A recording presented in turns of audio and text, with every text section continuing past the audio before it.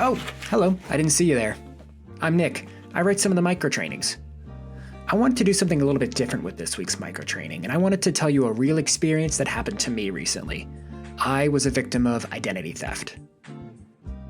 I've read so much about data breaches, compromised accounts, and identity theft, of course, but I've never actually had that firsthand experience until now.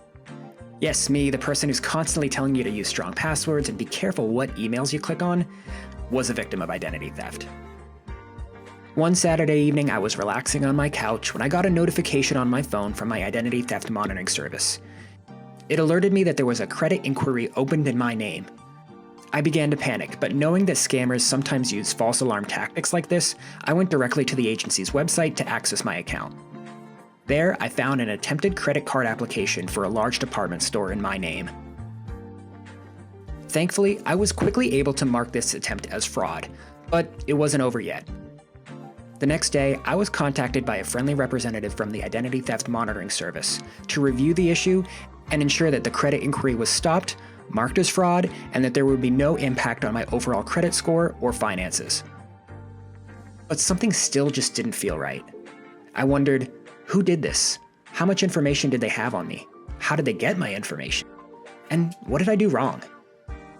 Unfortunately, the representative wasn't able to answer all those questions, but they did give me some great practical advice that I'd like to share with you today. First, I'd encourage you to sign up for identity theft monitoring. Many companies offer these to employees as a benefit, or it's a service that can be purchased for a low monthly fee. Additionally, you might have received a letter notifying you that your information was exposed in a previous breach.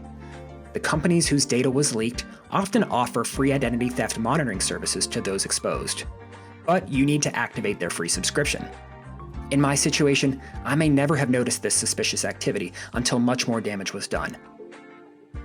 If you choose not to use an identity theft monitoring service, I'd recommend regularly reviewing your finances and credit reports. Look for any inaccuracies or unfamiliar activity. Lastly, if you've discovered that your information was exposed, put a credit freeze on your accounts. This prevents any new accounts affecting your credit from being opened in your name. In my case, I have no plans to apply for any new lines of credit anytime soon, but I can remove the freeze whenever necessary. This severely hinders any identity thief from trying the same con next week. Though this experience was frightening and frankly a little bit upsetting, I'm glad that I was able to go through it so I can learn and protect my accounts for the future. And hopefully you learned something too so you can protect yourself from identity theft in the future.